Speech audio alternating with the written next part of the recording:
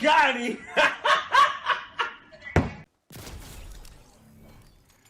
Do you want to dominate the competition while you're using your onexplayer or any handheld for that matter? Well, you're in luck because today I'm going to give you some game-changing tips that you can use in your device to boost your experience. While it's easy to kick back and relax with some casual gaming on these devices, it gets a bit tricky if you really want to up your game and start competing at a high level. Some games like Fortnite, The Division, and Destiny play like a dream, but when it comes to some real heavy hitters like Modern Warfare 2, it can be hit or miss, so let's jump right into it. We're going to revisit some tips from our last video, but don't worry, even if you've seen it already, we've got some extra nuggets of wisdom to share with you. Here are some quick tips before we dive in. Always approach these devices with an open mind and understand its limitations. Start with the baseline overclock and don't fall victim to just maxing out the overclock and TDP. And lastly, start with low graphics settings and try to keep the VRAM lower than 3 GB. If you're serious about competing on your handheld device, then you need to make sure your controller calibration is on point. Trust me, I learned this the hard way. I thought everything was good until I noticed my gameplay was off after updating my BIOS and One X console. I discovered my controller calibration was out of whack, so head over to gamepadtester.com and make sure your circular test is accurate with the 0.1 to 0.2 error percentages. If it's not, no worries, I'll show you how to recalibrate your device and get back on track. The first step is to enter controller mode on your device. If you're already in controller mode, just exit out, enable it again to avoid any hiccups in the process. Once you're in controller mode, hold down the back and start buttons until you see that orange light turn on. Now it's time to get a little physical. Take your left and right analog sticks and perform a smooth, steady circular motion 3 times.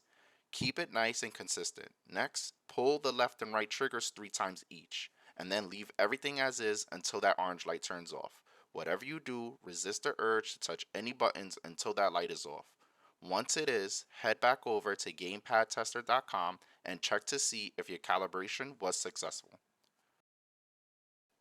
The next tip is to invest in aim assist rings. I know what you're thinking, it sounds like a gimmick, but trust me, this is probably the most effective tip I can give you. I wish I had tried these out before I destroyed my KD, and I think this is the biggest drawback to the onexplayer in my opinion. It's the analog sticks. They can be loose and numb, making it hard to be accurate. And if you found yourself constantly correcting your aim, especially in games like Modern Warfare 2, that's where these $10 rings come in. They increase resistance and allow you to be accurate, helping you dominate the competition. I'll include a link in the description below for the ones that I purchased, and if you're wondering, I really enjoyed the red cushion. It may feel a bit stiff in the beginning, but after just one match or two, you'll notice a huge improvement in your aim. In fact, I think onexplayers should include these in their box just to combat that loose stick feeling. So if you're willing to sacrifice around 10 bucks, give it a try. Let me know what you think in the comments. I'm curious to hear your input on this. Finding the best in-game controller settings is absolutely crucial for competitive gaming, and I've done the testing for you. After hours of trial and error and ruining my KD on games like Fortnite, Destiny 2, and Modern Warfare 2, I've discovered that the onexplayer 2 is a bit more sensitive than the Xbox and PlayStation controllers. But don't worry, I've got the perfect solution for you. By picking your desired sensitivity and dialing back your ADS sensitivity, you'll be able to achieve the same accuracy and experience as with the Xbox and PlayStation controllers. And to help you out even more, I'm going to share my recommended settings for Modern Warfare 2. I'll be covering even more games in the future, so make sure to hit that subscribe button if you want to see more content. And if you have any feedback or suggestions for games you'd like me to cover, leave a comment below. Playing on a handheld device can be tough when it comes to spotting enemies. The small screen size can really hinder your ability to see everything clearly. Turning up your graphics quality can make a huge difference, but this can also mean that you have to sacrifice some precious FPS. However, stable FPS is way more important than max FPS. You're better off with 40 FPS and good visuals than 60 FPS and not being able to spot enemies. Through countless hours of testing, I found that 1050p with high quality texture settings is the sweet spot for Modern Warfare 2 on the onexplayer 2. By capping your FPS to 50 using RTSS, you'll be able to enjoy stable gameplay in both multiplayer and Warzone. Now I know that you can cap FPS in-game and they say it helps with input latency, but I found that Modern Warfare 2 in-game cap to be too unstable.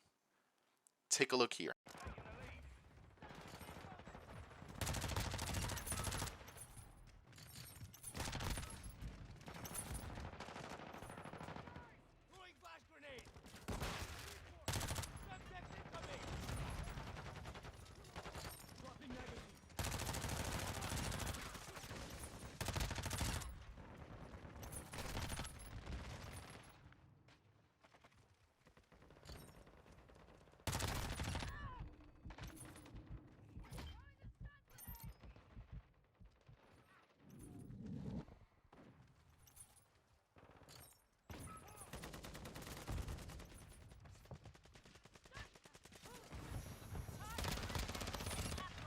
Remember, the key to dominating your competition on your device is to find the best settings that work for you.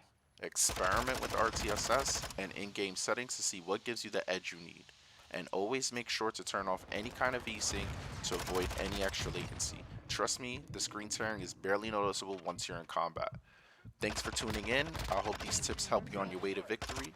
Don't forget to hit that subscribe button for more content like this. Until next time, keep on gaming.